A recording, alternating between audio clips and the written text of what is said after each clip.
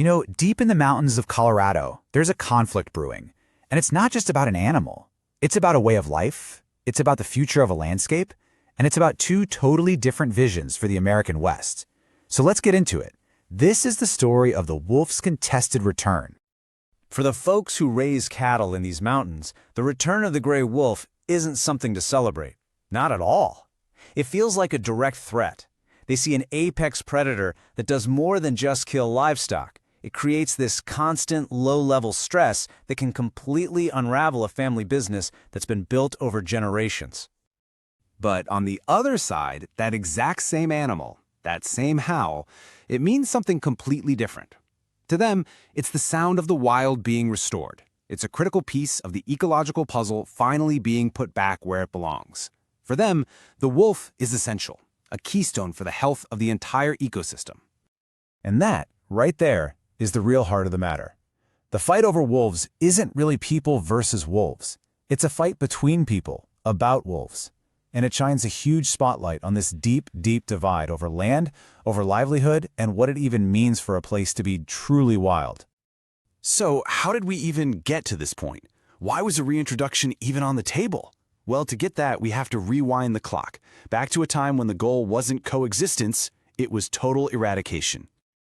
As settlers and their livestock pushed west, the wolf was basically public enemy number one. It started with private bounties in the 1880s, but that quickly ramped up into an official, full-blown federal policy to eliminate predators. We're talking professional hunters with traps, poison, guns, the whole shebang. By 1926, Yellowstone was empty of wolves, and by the 1940s, Colorado's last wolf was gone. And let me tell you, the campaign was brutally effective. The gray wolf, an animal that once roamed all over the planet, was systematically wiped clean from the landscape. But here's the thing, you can't just pull a top predator out of an ecosystem and expect nothing to happen. It has consequences.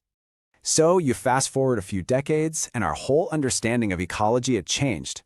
And in 1995, Yellowstone National Park became the site of this massive landmark experiment. What actually happens when you put the wolf back? Now, at the core of this whole thing is a scientific idea called a trophic cascade.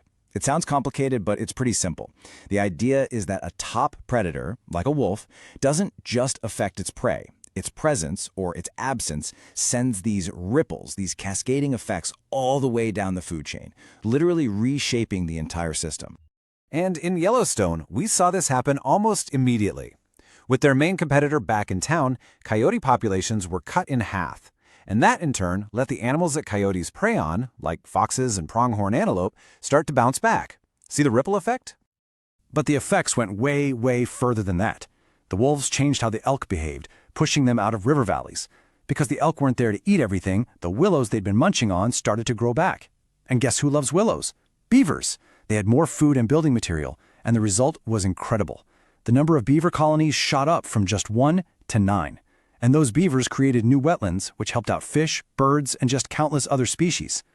So yeah, Yellowstone proved that bringing back a keystone species can have these amazing, profound ecological benefits. But, and this is a really important but, it's not a silver bullet. Some scientists are even debating just how much of the change was due to wolves versus other things, like drought or climate change. The big lesson is that recovery is complex, and the wolf, as powerful as it is just one piece of a much, much bigger puzzle. Okay, so let's get back to Colorado. For years, the debate over wolves just went in circles. The State Wildlife Commission actually voted against reintroduction 3 different times.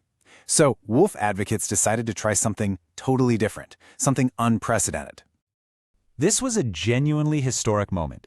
Instead of wildlife agencies or politicians making the final call, they put the question on the ballot. For the first time ever, the voters of a state were going to decide the fate of the wolf. And the result? Whoa, it could not have been closer. Proposition 114 passed, but by less than 2 percentage points. This wasn't a landslide victory. This was a state split right down the middle, which just perfectly captures how divided people were on this. This quote here, it just perfectly captures the feeling on the ground. The vote laid bare this massive urban-rural divide. The wolves got the green light mainly because of voters in big front-range cities like Denver and Boulder. But they were going to be released on the western slope, right in the backyards of the very communities that voted against them. So, almost overnight, this political debate became a daily on-the-ground challenge. The vote was done, but the real work, and honestly the real conflict, was just getting started. To really get the ranchers' side of this, you have to understand the two different kinds of costs they're facing. First, you have the direct cost. An animal is killed by a wolf. The state actually has a program to compensate them for that. But it's the indirect costs, the invisible damage, that can be truly devastating. The chronic stress on the herd leads to lower pregnancy rates or causes cows to abandon their calves. That's the stuff that hits a ranch's bottom line in ways that are pretty much impossible to calculate and impossible to get paid back for. So what can you do? Well, there's a whole toolbox of non-lethal methods being tried out. You've got range riders on horseback providing a human presence, special flagging on fences called fladry that can scare off wolves, plus all sorts of scare devices, and of course, livestock guardian dogs. The problem is, there's no single silver bullet here. What works on one ranch might totally fail on the next.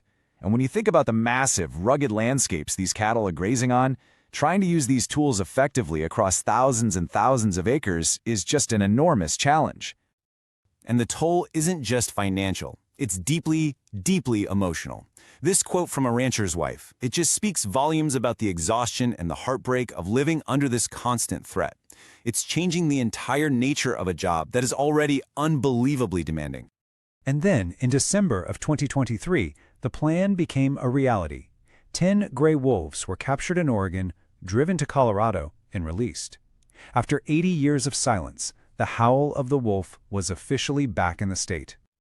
Right now, the state's goal is to build a self-sustaining population. But how we get from here to there, and what it's going to cost, both ecologically and personally, that's still a huge open question. For the wolf advocates, it's a chance to right historical wrong. For the ranchers, it's a fight for their future. And that really leaves us with this central question, doesn't it?